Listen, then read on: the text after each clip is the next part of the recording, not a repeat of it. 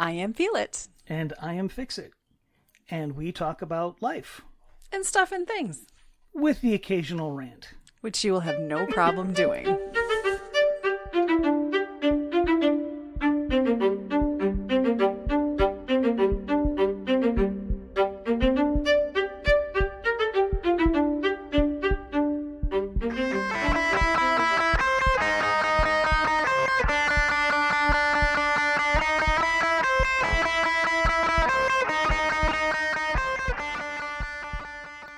Morning, good afternoon, good evening, good night, good day. Whatever it is for you.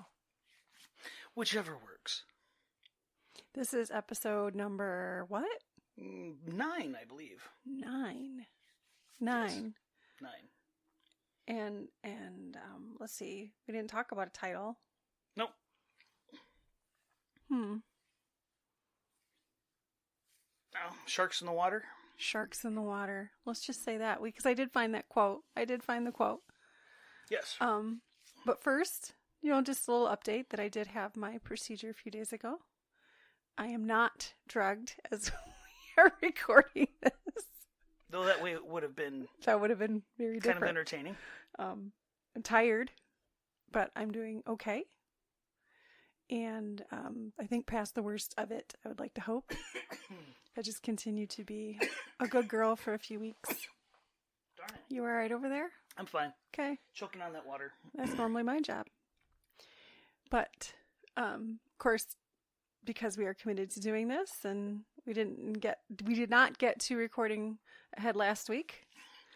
It was like, okay, let's just do this. It's fine. It's okay. Well, and, there's other updates. I mean, since the last episode, you've officially graduated. Oh, that's true, too. And yes, I did. Our little Peanut has officially graduated. Yes, she did. Yep. Yep. And she's on her senior trip. She is. Enjoying herself, and we're glad. In middle of nowhere, Tennessee. That's what she needed to do. That's where she wanted to be, so all right. We cool. made that arrangement. Yeah. And she seems to be having fun with that. Yes. So, I know it's been a minute because we were ahead a few weeks because of life. And now we're not. And now we're not. Now it's going to be pretty much current, I think. Pretty close. But, yeah, we'll need to get a little bit ahead, but, still. It's all right. I did want to give that update. I had a good surgeon, good staff at the hospital, surgical center where it was. Never been there before, so that was different. And of course, I admit it was a little emotional just before. Just kind of hit me again, and I did not want to go through any extra pain. I just did not. Though this was the simpler, simpler for recovery option. It was actually the more painful option. Somehow I doubt that. Well, that's the way it was presented. You know what? I'm gonna say I doubt that. I don't know. Having lost a kidney, I guess I could see the removal of a uterus would be similar, in that it's the same type of procedure. That laparoscopic with the robot, and it was just that level of major surgery versus the very significant surgery that still had to be. Something had to be done. So you choose the one over the shorter recovery and a little bit more painful abruptly up front, and then less recovery. But yes, I don't know. That was a special kind of pain. I'm not going to lie about that. So, and I do appreciate that everybody I've talked to that's experienced it or knows a loved one, even medical professionals I've talked to that have experienced it, we're all very honest that it's kind of horrible. So, to each his own. And I've always said my threshold is pretty decent, but that was special. Did not look like a good time. That was everything coming at me at once, and that was not okay. No. It was, thank God for medication. Yes. For short-term potent meds. Yes. For short-term potent meds.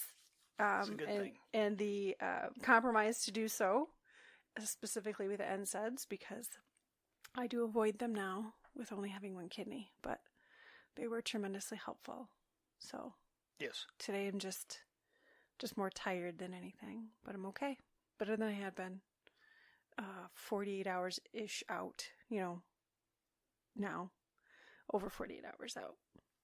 Mm-hmm. But yeah,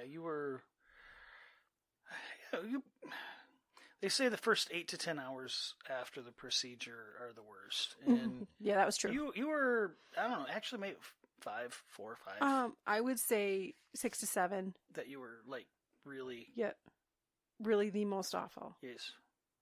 Keep the drugs going and keep you comfortable. And yes. And then you took a nap, and when you woke up, you're like, oh, hey, that's better. I'm like, oh, okay, cool. Better. All right. And then, for a little bit, and then it was a little up and down for a minute, and then after the longer nap, I was good. I was finally better. Yes, which I'm very thankful for. That's, yes. Yes. Yes. You're only in the surgical center for, it's probably 3-4 hours total. Yep. So it's not. We were out of there before noon, and we got there 8. At 8, so so about 4 hours. Yeah. And Doc was running ahead, so it wasn't much of a wait. Yeah, it was actually about 15 minutes ahead, because about the time the original surgery was scheduled, he was coming out and giving me the update. Yep. Not long. Did I give you the pictures? You did. I do have pictures because I'm weird I know like I that. showed them to you. Did I? No, I've got them. They're in the folder. I'm weird like that. I know. I have issues. People make fun of me. I wanted to see the new thing that was harming me. So, yep. But yes, I did graduate. So now I've completed the application process to the best of my ability and my knowledge, and I'm sitting on my hands waiting for the state to finalize the application process. Yeah. And that could be a minute, so I'm resting and doing what I need to do as we lead up to that. And as you said, youngest is on her vacation. We're going to call it a vacation. The last big thing she's going to do before she has to get a job and function and things. But we're in this odd transition stage. Yes, we are. This has definitely been weird. And it's different.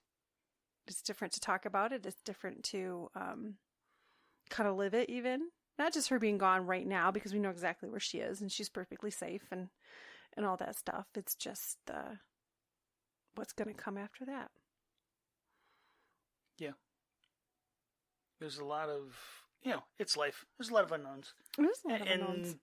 And, this is the goal when you're a parent, is to, raise your kids and get them to a point where they can stand on their own 2 feet in life. And, but it's weird. It's like to be at that point, because the last 20 years have been dedicated to making sure that they're taken care of. And now we kind of got to let go of that. It's like, that's weird. Well, the only reasonable agreement I think we've had, and this is, I told our youngest that, you're under our jurisdiction until your graduation day, right? And it was kind of a joke, but not really, because she turned 18 in February, but she understood what I was saying. Like, you're still in school. There's still a level of accountability and responsibility, and we are still supporting you. And she respected that. She understood that. Not that there was a lot to enforce. But now it is a transition. What yes.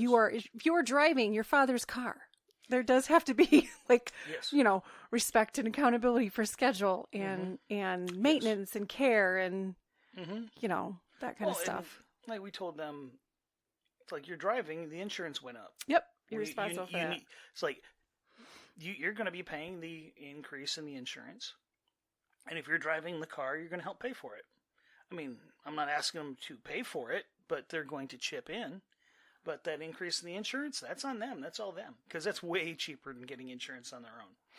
Very minimal responsibility at this point. But a start. It's a start. Yeah. And we don't expect her to get a job the day after she gets back. No, maybe the day after. But it will. It will happen. Yes.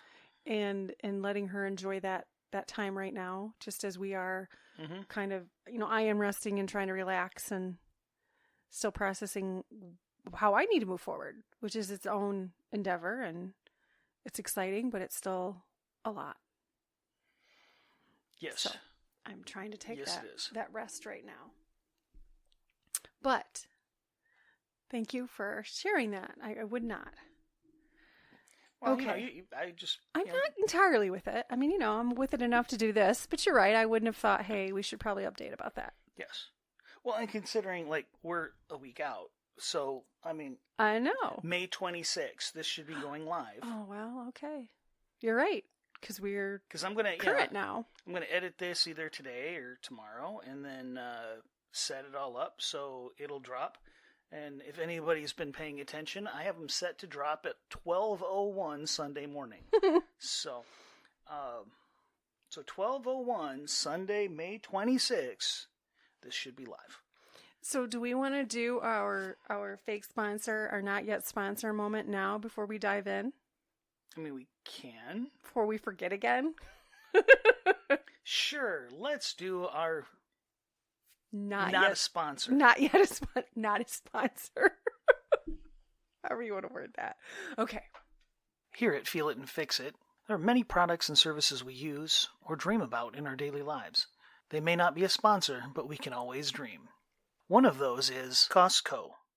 Coming for the free sample date night and leave with a trunk load of groceries you didn't know you needed. And we're back. Okay. We do those simply because it's funny. It is funny. It is fun to do it. So I found it's not the actual image I remember seeing. And I did try to verify. I found a few different places that did say the same author for the quote, so I hope that's accurate. But the quote is, "Be careful who you turn to for help. If you ask the right person, it's beautiful. If you ask the wrong one, it's like bleeding next to a shark." And that's Steve Maraboli. Immensely ironic that I've been talking about this quote for a while now. Good month or so-ish, right? Because we mentioned it, couldn't find it, found it, and then couldn't record for a bit. But, yeah, kind of living that, actually, in some ways right now. When I found this, it resonated to me just in terms of course, mental health May is Mental Health Month, but Mental Health Awareness Month, excuse me. But it's true that sometimes when we are bleeding, we just want to be able to trust and talk and have safe space, and we're not always aware that some spaces aren't, and that should be specifically. Sure. And it's easy to get fooled. Yes. I was recently. Yes. Yeah. Well, in a way that I really wasn't expecting. And I did use the word manipulate when we talked about it, because that's how it felt in the hindsight. In the moment, you're like, I'm just answering questions and I'm trying to be honest. And what that really turned out to be was getting tossed under the bus. Yeah. And I really wasn't bleeding necessarily, but I was part of a situation. Yeah. And see, now, for me, that quote is more of a... See, the situation you're referring to, stuff that you said in confidence to a degree. Well, sort of. To a degree. I wasn't expecting it to have to... Then it was turned around and used inappropriately against someone else, and then you were made to look like the bad guy saying things about that person that weren't. And really, I was just answering questions. And all questions. of it was misconstrued. 100%. And it was crafted. Yeah, it was so... Not a great feeling. Yeah. No,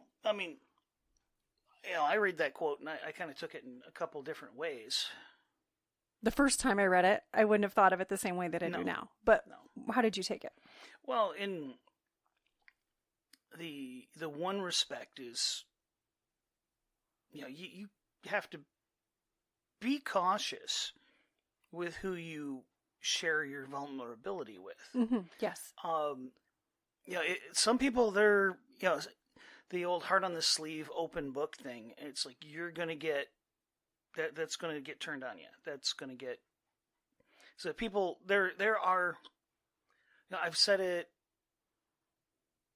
in life to many people over the years that 99% of the people you meet are going to be, generally speaking, decent people. They'll all have their flaws and they'll have their downsides, but they're generally decent people. But you got that 1% that are hardcore predators. Yes. Even if they're not conscious of it. Yeah, well, a true predator, they know they're a predator. Fair enough. Predator's a pretty strong word. But you're probably, there's a percentage that are predatory and aren't necessarily aware. Poor coping mechanisms. So we personality traits. That and survival instincts. If you get hurt enough, you'll learn to be the aggressor. And then there's power and control, which is just a whole other category. But that's still, generally speaking, as much as it doesn't feel like it, most people at worst don't care. And at best would love to help somebody that's in trouble. But you've got that small portion of people that are going to weaponize in one degree or another. And you have to be aware of that. You can't just emotionally bleed on everybody because you become chum in the water for those predators. They will find you. Yes. But the other way was way more personal. See, there are times when you should be able. There are certain roles in your life that people have that you should be able to. And, okay, this is going to be digging into the past a little bit, but... Yours or mine? Ours. Oh, okay. Ours. Oh. And we're better now. Well, thanks for starting it that way. Well, we all came from somewhere, and the goal is to be better today than we were yesterday, and the goal is to be better tomorrow than we were today. That's the goal. Some days you do that better than others. Some days in general we do that better than others. And every now and again we have a backtrack. Anyway, it's not an uncommon thing for guys in relationships to open up, be emotionally vulnerable, and at the first opportunity, that vulnerability gets used against them by the person that they trust the most. Fair enough. That's common. That is the norm from what I've seen in life. And often it takes the form of situation occurs. Could be something stupid. Often it's something not particularly important. Because most of the things people fight over aren't that important. But I can't give you a specific example. Wouldn't be that helpful anyway, because it wouldn't relate to most people. But something happens. I'm going to put this in guy-girl just because, it's what I relationship context. Relationship context, specifically a marriage relationship, where you did something that made me upset.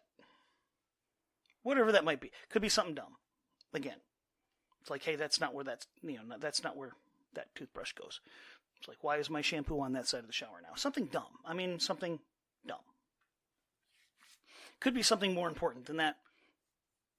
Not entirely relevant. Where I'm upset about it.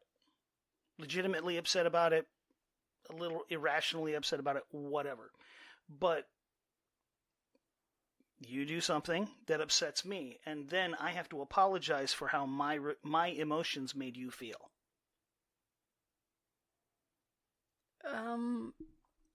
I see where you're going with it.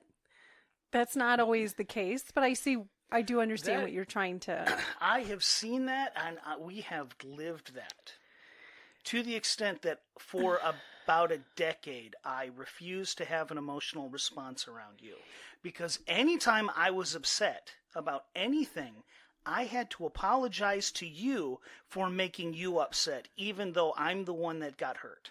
And I know that everybody can hear your tone changing, because I am actually visually seeing your face change and hearing your tone at the same time. But there was a level of emotional immaturity that we both had for a long time at the beginning of our marriage. And again, I'm not saying, and it's like things are way better now. Okay, things are way they better are. now. They are. That's a season that we've had to traverse. Yeah, and we had some rough points. We did. We had some. You kind of had to learn to manage your own emotions differently. Sure. Yes, and then I did have to learn to respond differently. It was supposed to be a partnership in learning. Mm-hmm. And again, it's like that is a very common one. I have seen in nearly every relationship I have been an outside observer on, I have seen that to one degree or another. And then at the same time, the guy's being emotionally distant. It's because every time he's not emotionally distant, he gets it thrown in his face and he's the bad guy. But there's elements to that. I'm not saying that there aren't elements to that. It's not just that black and white, cut and dry. No, but at the same time, that is very common. And I'm not saying it's uncommon. Or the part that, I don't remember her name. I just heard it again this week. But a gal was saying, you should never hit your man where he's vulnerable, because you'll never get that back. And it's, again, like shark in the water. It's like you have to be careful who you bleed to.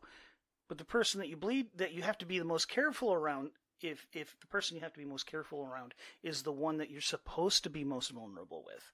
So where do you go from there? So you took it in a marriage context. I did. And when I read that, I wasn't necessarily thinking marriage, because I just think you're inherently supposed to be able to bleed with your spouse. Yes, and when you can't, then you need to learn how. That's one thing we didn't do well for a long time. Sure, but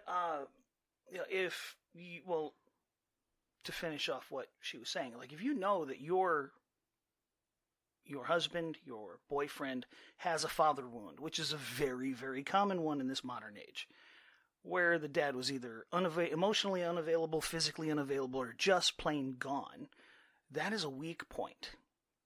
And if he opens up and says, it's like this, that hurts me, and then the first opportunity you get in a fight is, it's like you're acting just like your dad, that just punched him where he's already bruised. Yes. And the guard goes up. It's and true. You just lost the opportunity for him to be open. Because, I opened up to you and that's where you stabbed me. It's the last time he opens up to you. And then that's going to do more damage to the relationship. It's like now he's not talking. Well, why is he not talking? It's like he did talk. And you made him suffer for it. And I'm not saying it doesn't go both ways. I guarantee it goes both ways. I guarantee it. But as a guy talking from guys, seeing it from guys' perspective, that's where I'm going to go. And I'm not, again, it goes both ways. I've seen some ladies do it too. Have guys do that too, but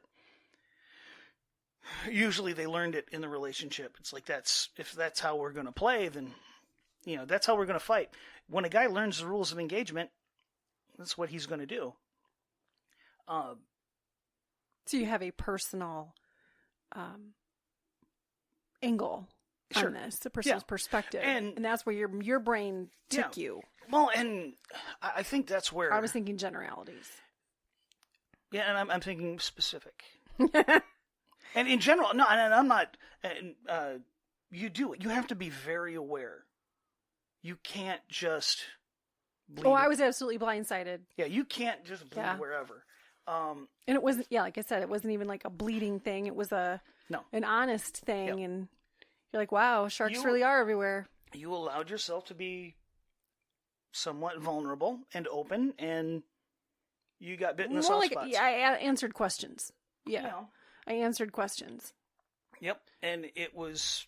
And then there was a point where I It was couldn't, flipped. yes. It was flipped and used against somebody else, which... It's kind of awful. Kind of awful, yeah. Yeah. And that's just like super recent. But, yes. yeah.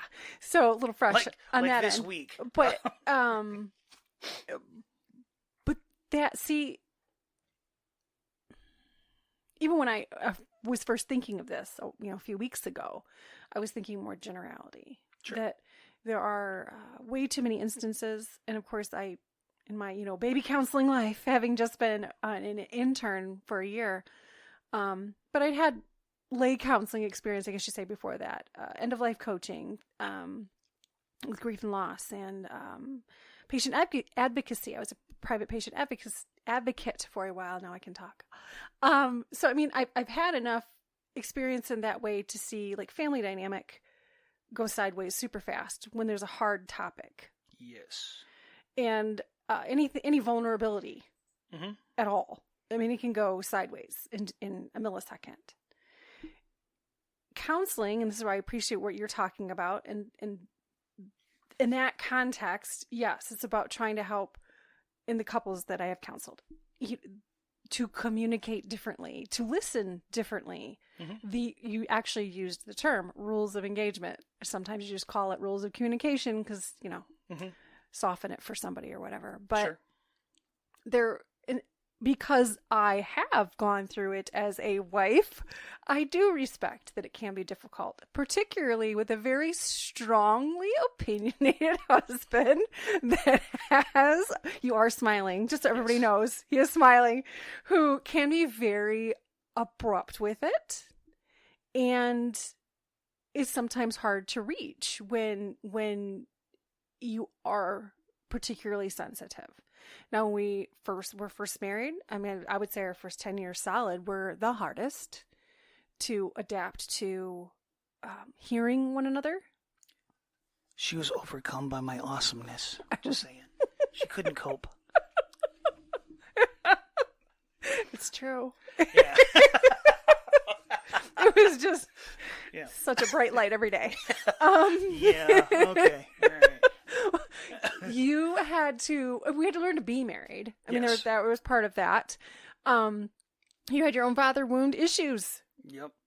That you had to deal with. Still to a degree. I mean, it's one of those, that's a wound that's dealt with, but the scar lingers. It tends to be a weak point for a very long time. And if we could, I'm going to toss this out there too. While we're talking about this particular time frame, and I was actually just speaking with a couple about this particular thing recently. When I had told my mother that we were having a hard time, and I actually was contemplating the idea of separating for a little bit, when she immediately, in a heartbeat, offered to let you and our daughters stay in my parents' home. Not me. So, I mean, I'm laughing about it now. I wasn't laughing then, but it was a rough time. It was. A rough time. And my mother's been gone now 9 years. So, yes. And this was several before that. But, it really did come down to not knowing how to communicate well, receive well. There was a lot. And, I mean, we had... Our parents didn't, my parents didn't, your parents didn't, model effective communication. Oh my gosh, no. Your dad had his own room that he spent most of his time in. Your mom had her own room where she spent most of her time in. And that's like they communicated about what was for dinner. It was basically a shut up and do as you're told. Kind of, yep. The majority of my upbringing. Yeah, and you're not allowed to have an opinion. Like, we didn't have, I think my parents' house is actually smaller than your parents' house. Yeah.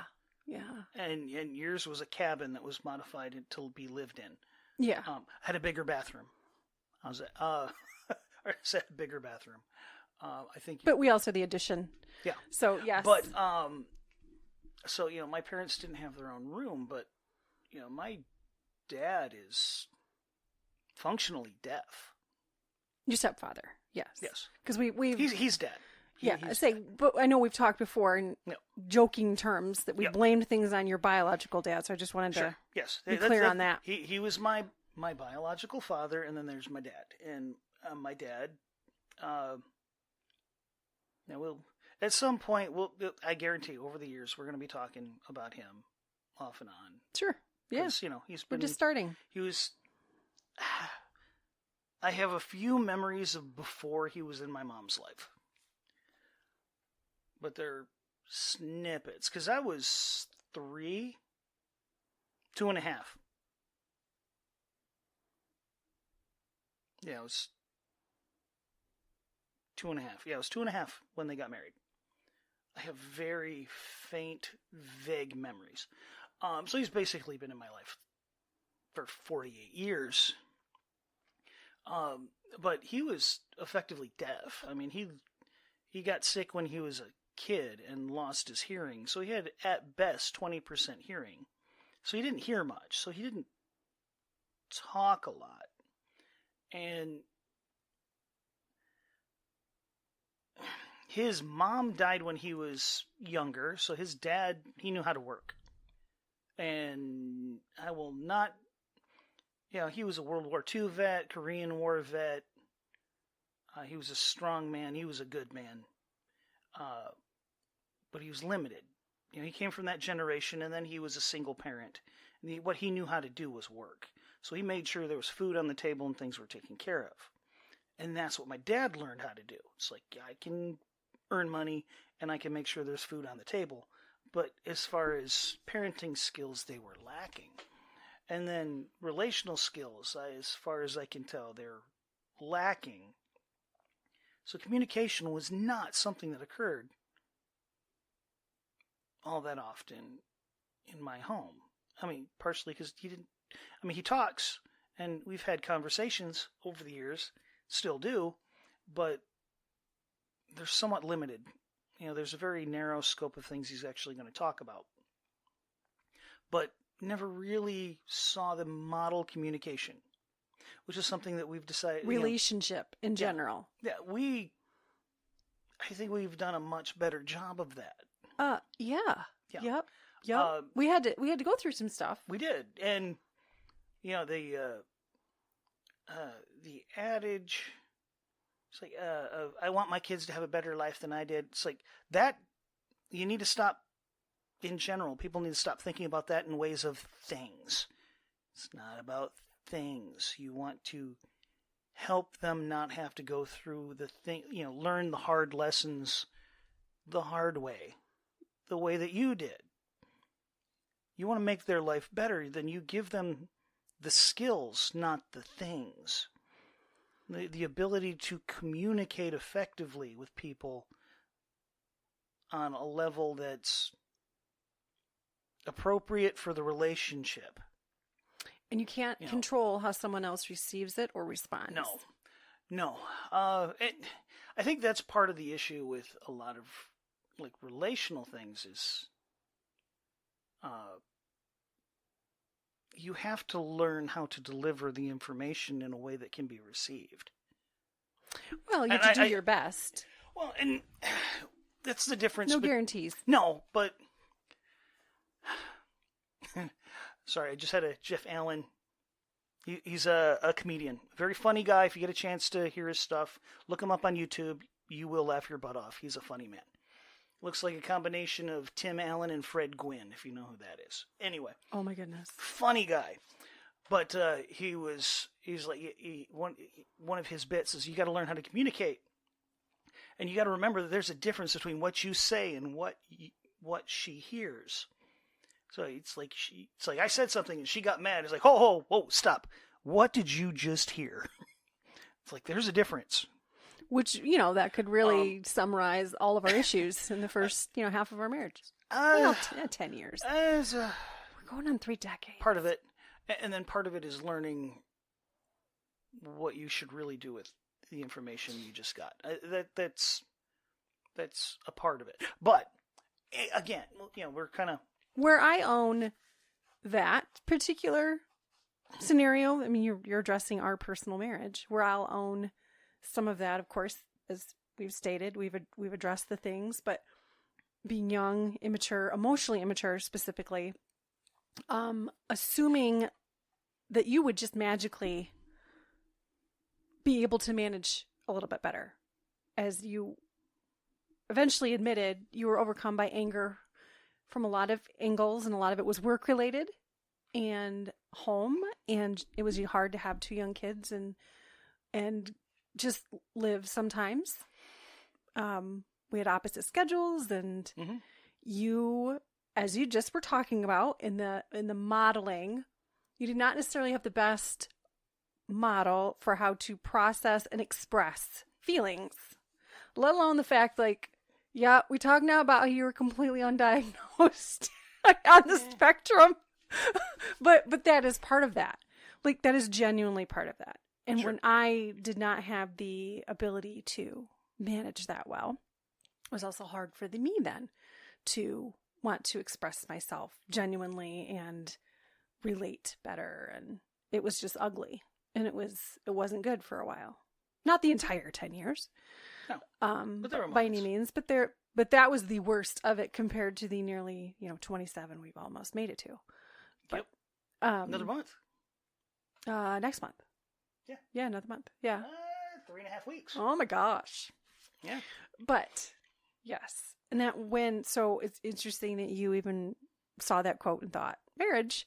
And I just thought generalities, because I think a lot of issues for people, those trust issues, that's what we talk about. Everybody tosses around that term. He has some trust issues. I do it too. That comes from somewhere. And that is from trusting a shark. Yes. Or not seeing the shark. And I've had a few sharks in my life. This is an analogy I typically use for other stuff, and it'll probably pop. Not even probably. It's a hot button issue. I don't know if we'll talk about it ever, but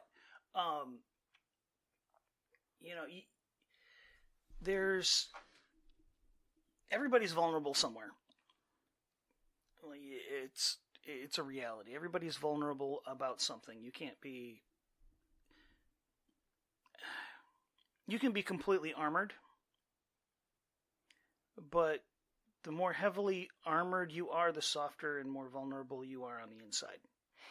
But a lot of people get hurt because they don't realize they're swimming in shark-infested waters wearing a hamburger bikini. That is an interesting picture. Thank you for painting that. It's true though.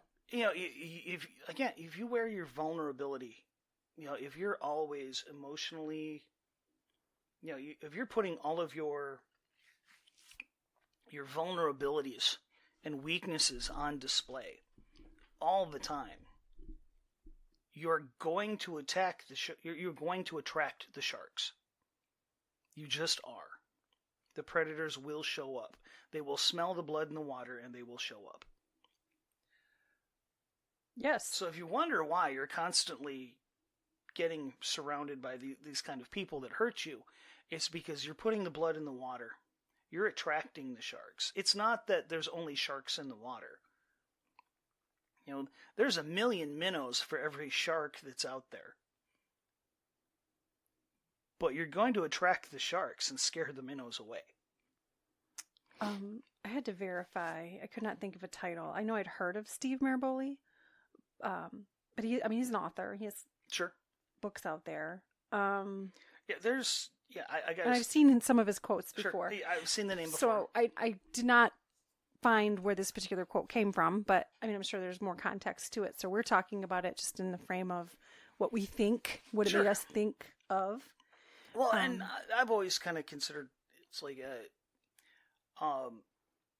when I see a quote that makes me think or makes me remember, or I try not to give it too much context, because with too much context is important when you're trying to decipher what somebody else is saying. For me, the whole point of doing this is to what are we thinking about what that says, not what they're thinking, what I'm thinking. I think context is a good thing for certain things, and I think when you're talking a gut emotional reaction or a intellectual response to a quote, I don't necessarily know if I want context. Now,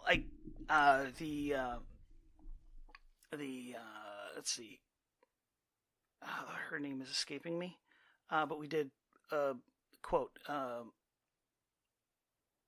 it was a mother's pain, father's rage, or something like that. Oh, yeah. I think and I'll say it with this: it's like I don't know anything else that person has done. I've since seen other quotes, other excerpts from their books, and I don't agree with all of them. Which is why I don't want necessarily the context. I'm taking a snapshot of a certain specific concept, and then I'm going to dive in on that concept. Not necessarily their concept, but my reaction to that statement. Now, if you want to take that into the let's get the full context and dive deep into what exactly they're thinking, I'm all game for that. But that's not But that's not where I'm going. I just thought I would add that. Just because that's not our premise. I think even the most horrible people can say things that are accurate. Even if 99% of what they're saying is hurtful and spiteful and wrong, there might be that 1% that's beneficial.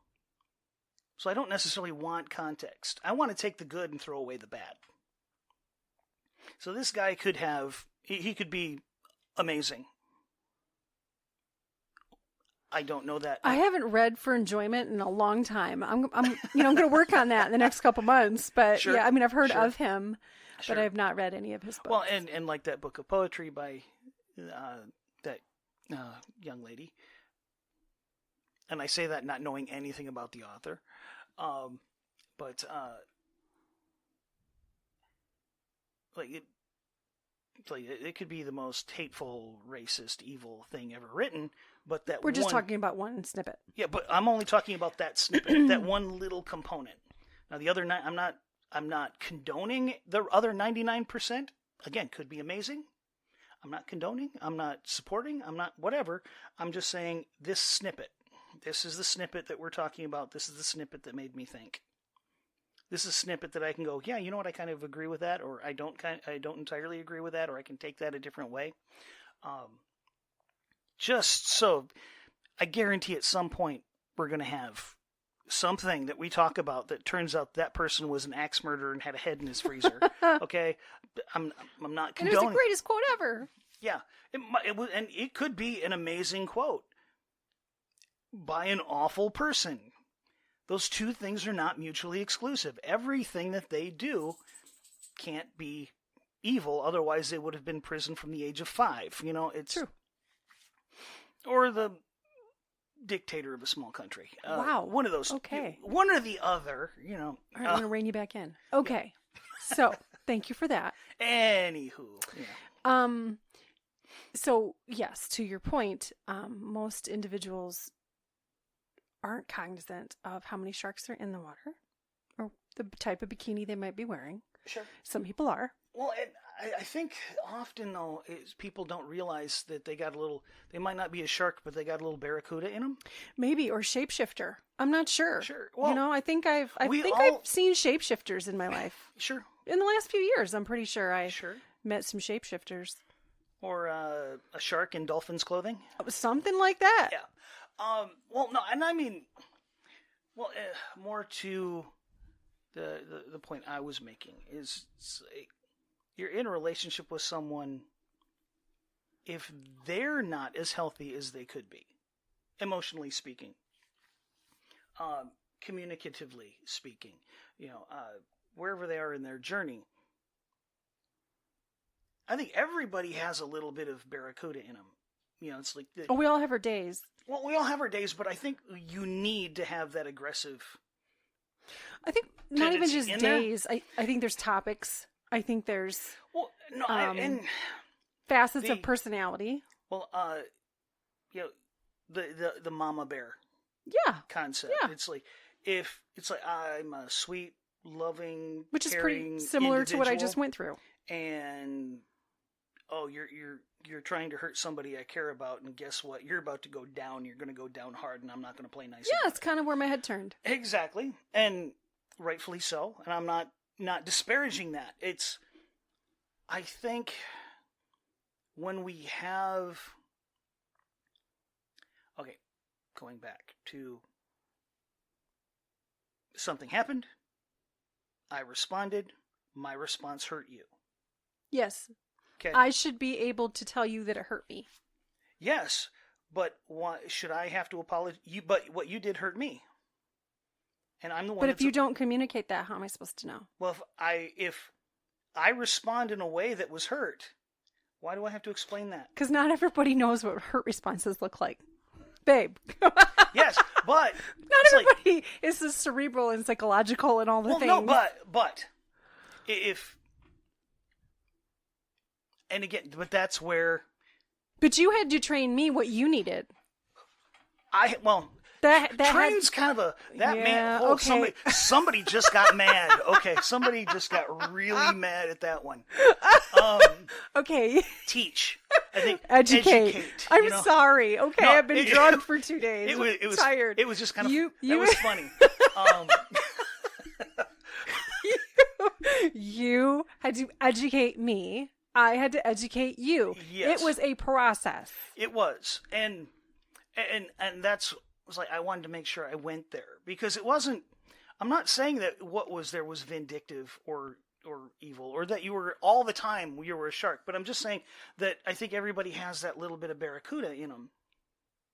Using the fish analogy anyway, where when you're opening up your vulnerability to somebody, that vulnerability might also trigger a vulnerability in them that triggers their barracuda in defense. Yeah, and then it just cycles around. And then it cycles around because now your barracuda just hurt them.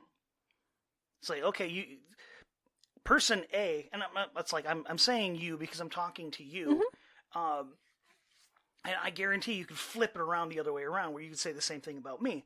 But it's like, okay, you do A, which hurts me. And I respond, hurt, which hurts you. And I will just let you... And then it becomes a loop of, it's like, okay, well, and at some point you forget what was the trigger, and now you're just mad at each other, and you got to figure that out. And I think somewhere in that is actually, again, taking for granted the idea that the party involved is going, like, for us, right? We're saying, in your scenario, mm-hmm. I didn't know that you were hurt, and that you had your response, and I was just mad at you, and I just wanted... an apology. It's not always about the apology so much as the recognition there was an issue, but I think you might be taking for granted that, like, I would have known that you were hurt. Sure. And that is not common. Hence, counselors are needed. Well, no. They can't see your face right now. What's really needed, honestly, what's really needed is parents who... Okay, you want to back it up that far? Yeah, all right. Yeah, well, what's needed, not besmirching your intended profession. Thank you. I would hope not. In the slightest. Because we're, in a society like we have, there's a lot of things that people didn't learn when they should have. Well, I've already run into that. And I'm not saying that. As a counselor, when you have the 30-some-year-old woman that is, coming to terms with the hurts and the shark scenarios that she's had in her own family, sure. And with her own parents, and to see what that looks like, and I mean that's real though. Yes. So you're right, you can back it up that far. Sure. Yeah, I mean, if in a perfect world you don't need them, they're not necessary. You're absolutely right. But we don't live in a perfect world. It's just the fact that they're necessary points out shortcoming. It's like a lot of other things. It's like there's the fact that certain things exist points out a massive shortfall somewhere else. What that might be is a whole different conversation and a whole other. I guarantee we wouldn't fit it into a single episode. Probably not. Sometimes it's easy to how they go. The simple solutions are never easy. Yeah. It's like it's really simple to point out, here, this is the problem. How do we fix that? That is the actual hard part. And with this given quote, right? There's this idea that it says like you need to be careful. That means you take for granted that there's safety when there might not be. Yes. It's never you can guarantee the people in your life, whatever circle it might be, are safe. Yep. That's true. Sometimes some of that sometimes based off of context. What is it that you're dealing with and what they're dealing with? Because somebody who is perfectly safe to deal with your sorrow, some friends of ours recently, not that long ago, their father died. Mm-hmm. And just this last week, a few days ago, it's like her mom died. And that's a very deep sorrow. I guarantee there's some relief there. There's been a lot of things going on for a long time, so there's some relief there. So even in the in the grief and the sorrow and the relief, and then there's guilt for feeling relieved and all of that. And some people are 100% totally, completely safe for, again, shark analogy, bleeding in the water in that regard. It's like you are protected and you're safe, but just because they're safe in that regard doesn't necessarily mean they're safe with something else. Like this couple, I guarantee they're not having marriage problems. Mm-hmm. Okay, right. They're amazing. They're amazing people.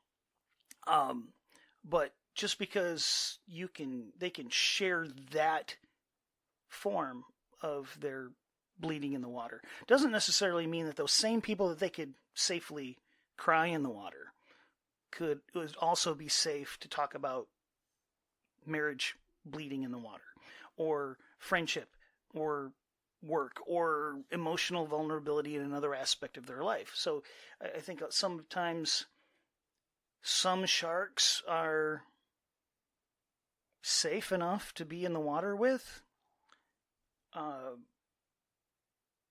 given the context of what's causing the bleeding. And fair enough.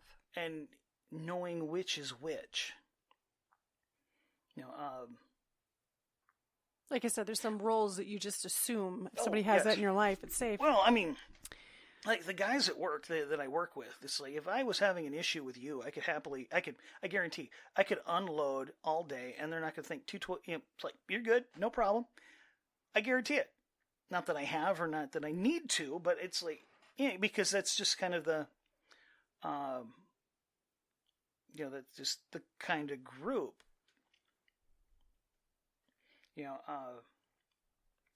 But as much as I could safely unload there, and I wouldn't have to worry about it going anywhere, or having it thrown in my face or anything like that, could I, break down in tears about something else that's going on in my life? I don't know. It's a different group and a different. Not that I think that the guys I work with would ever turn it around and use it maliciously. But would I also guarantee that it's a safe place to do that? No. No, I can't guarantee that. So you have to be aware of the context of the issues and the people, and also the people true. In context. Also true.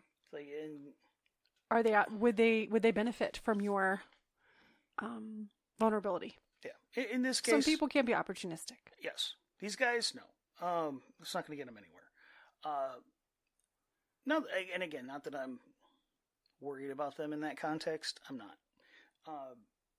But at the same time, I'm not going to bleed at work. It's just, I can have my bad days, and I can have my feelings, and as a general rule, it's like, hey, I'm having a bad day, just leave me be. You got it. You need anything, let me know. Okay, cool. And I can just go bleed in a corner, and I'm fine. So I think that's where, again, where I, where part of the way my head took it was the ideal of marriage is to have in your partner a person that, regardless of context, it's safe to bleed. Yeah. And that doesn't, just because you say I do, doesn't mean that arrangement has, that situation's been built. You've got to build it. It's not an automatic thing. And I guarantee that there's going to be some hurts. There's going to be times that you've got to even be cautious until you establish that, again, the rules of engagement, and educate each other in, hey, this is like I need to be able to trust you with this, and not worry about it. There's some, friendships that you can have. Sure. Close relationships. Yes. Yes. In my adult life, I would say, I don't know. Well, and I shut down for a long time. We had some very close relationships. Yes. Once upon a time. Yes. And when life and things happen, and you do get the bite, right? You're like, oh, okay, well then I'm going to be more cautious, and then you shut down a little bit, and then something else happens, and you shut down a little bit, and it's the 3 steps forward, 2 steps back, and yep. It's and I don't know. My perception's different now on the being careful, because I think I've taken for granted. Maybe I don't know. Our marriage has been good. Mm-hmm. It's been very good. We've been through some things. We have, and thank God that we are healthier much than we used to be, for considering what I now go through pretty regularly. But just in terms of trying to function as that normal, healthy relationship person, I admit I don't know sometimes what is healthy, right? Like there's the spiritual side of it, there's the emotional side of it, there's the marital's separate. That's very special, and it's a very specialized slice of life. We have gotten more real about that as people in our lives have divorced and things like that. Like to try to be more protective of us. But then there's when things happen, you get the little nip. Even if no flesh is taken off, you still got that. You get bite. the reminder of like, oh, there are so many sharks, Yeah. barracudas. I don't know. Yeah. I don't know how you want to categorize them. But if they draw blood, or they're after you when they can smell your blood, mm-hmm. It's unfortunate you that you do have to watch for that. You need to be very aware at that point. But depending on your life, I know our life is very different. Our social life is incredibly different than it used to be, even 10 years ago. Very much true, yes.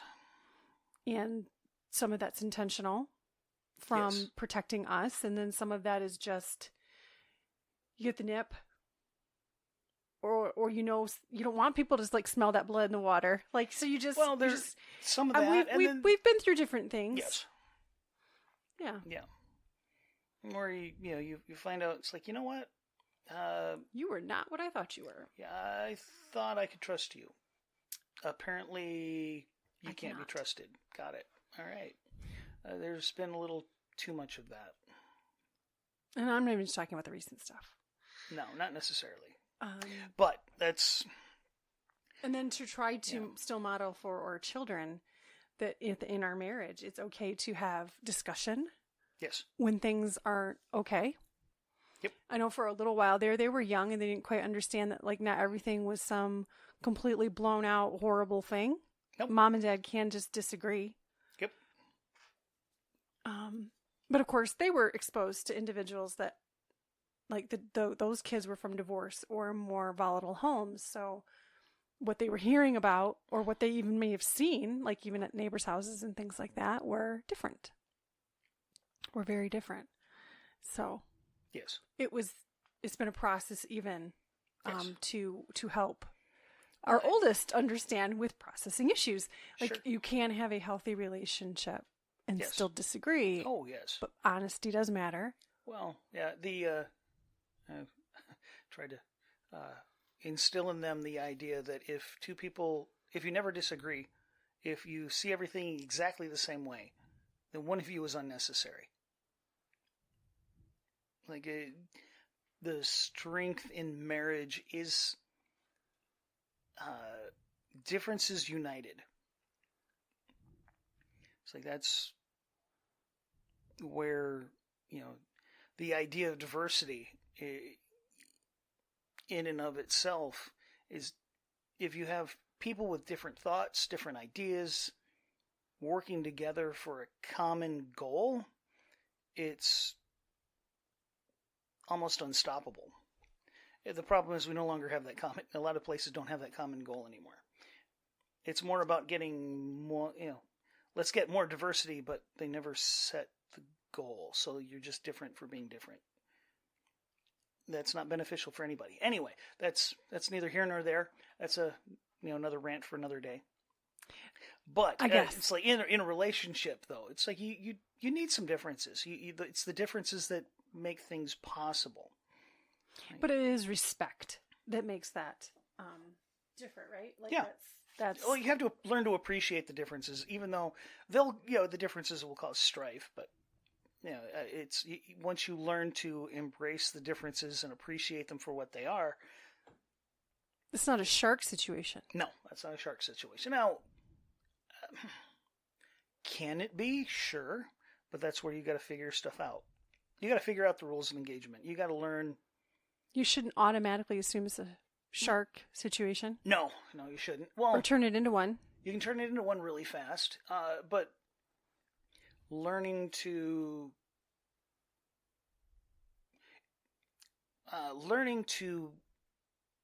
be vulnerable and respecting your partner's vulnerability. So you become, the goal is to become the safe place where you can both take your armor off. So that's, that's one of the, people ask, why get married? Because if you look at the numbers, financially speaking, it's a bad idea. It's a bad idea. I mean, the one, like, financially, they say a guy who's married earns more. Careful. Well, no, hold on. No, this is statistics. I'm just talking statistics. A guy that's married earns more. However, he earns more typically because he has to work more hours to make up for, if we're both working and then we have kids, there's a period of time you're not working. Yes. Makes sense, right? Yep. It's like you have you're growing a human being in your body and you need to recover from that. So you tend to not work. Okay, well, he's working more to make up for that. It's like, okay, so yeah, he makes more money, but he gets less benefit. So yeah, you're making more money, but you're getting less benefit. Anyway, but, financially, it doesn't make sense. It's like you're going to have to compromise on a lot of things that you want, and a lot of things you care about are going to go by the wayside because you're not dealing with you're dealing with us. So it's like you putting a lot of things out there, dangling it out there over the water, and putting it all in somebody else's hands. It doesn't make financial sense. It doesn't make psychological sense in a lot of cases. It doesn't make, it's like relationally, it's going to cost you. It's like there's a lot of potential loss. It doesn't make sense, especially in the modern world. Because everybody's trained to be very selfish. For those people out there that are listening, that are thinking about marriage, yeah, all of that stuff is true. All of it. There's a lot of risk. There's a lot out there. But the one true benefit you don't get anywhere else is that when you learn to be the partner for the other person, and they become the partner for you that you can be 100% vulnerable with. It doesn't mean there won't be the moments You know, in the situations. Oh no, there's always going to and be the moments, things. and there's going to be situations, and it's something that you've got to learn. There's a reason why, like these, like our friends whose parents died. It's like it was a couple of months. It was literally a couple of months from one dying to the other. We've known people. It was days. Mm-hmm. They spent a lifetime together. They became interconnected to the point where they were the same person and one couldn't live without the other. You don't get that just living with somebody, or just dating them. Because there's that...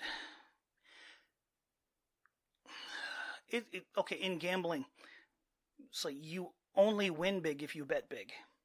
And if you bet big, you can lose big. But you only win the big pots by putting yourself out there. And that's kind of marriage. There's a bit of a gamble with today's mindset. But you only get the big benefit if you put yourself out there. You've got to risk being vulnerable. But that also means you can be totally vulnerable with that one person. They can be totally vulnerable with you. That you can hold each other up in satin gloved hands. You can hold that raw spot and hold it and protect it. And you can look at the rest of the world and say, piss off. The rest of the world, we've got our armor on. The walls are up. I don't need you. I'm protected. That is what marriage is supposed to be. Like, doesn't mean you're always going to get along. It doesn't mean you're always going to be having a good time, because life doesn't work that way.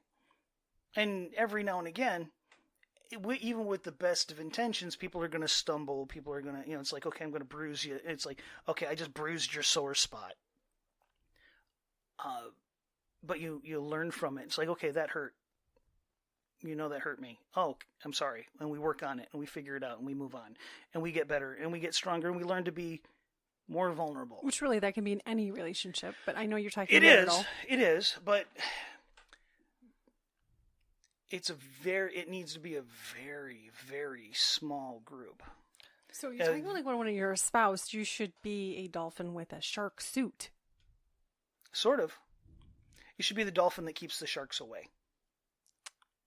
Which actually that works. Actually, dolphins are known to do that, to protect. They've been known to protect divers and swimmers from sharks. I have been educated today. Yes. Dolphins. So, baby, I'm your dolphin. Sure. It's a. Sorry, I just had a mental picture of you squeaking. It was. Oh, shoot. Everybody loves Raymond. Yeah. I don't know how, there's somewhere in this, that's an older show, but there's a couple channels that have the reruns once in a while. And I say rerun, but my goodness, it's just old. They're just airing them. But she's yelling at him, when I speak, do you hear dolphin squeak or something like that? And I loved that line the very first time I heard it. But so you're telling me that maybe you do hear dolphin squeaks sometimes when I talk. I can't say that that's the case, but okay, I'm sorry. But I understand what you were saying. Yes, it is. Marriage is special in the perspective of vulnerability. It should not be the goal to be a shark. No. With your loved one. No, and. Or even in close relationships. Well, yes. Shouldn't be a goal. But you need to be, to go back to the quote, you need to be very intentional with who you're vulnerable with. Yes. And again, in kind of using the analogy of the quote, that quote, sometimes you got to run an experiment and bleed a little bit into the water and see if the shark shows up. So just before we end, the general example I was thinking I would end up providing, I know we talk more about marriage, but that's okay. It was applicable. For myself, and there's a vulnerability in when people discover just how different sometimes I can look and be because of my health conditions. And I practiced a lot. I had that opportunity even as an intern of how to kind of manage that. It was one of my largest concerns, is how on my harder days that I can't control the muscles in my face and my tongue with my voice and all this stuff, how that would look. And that made me feel very vulnerable to be able to do that.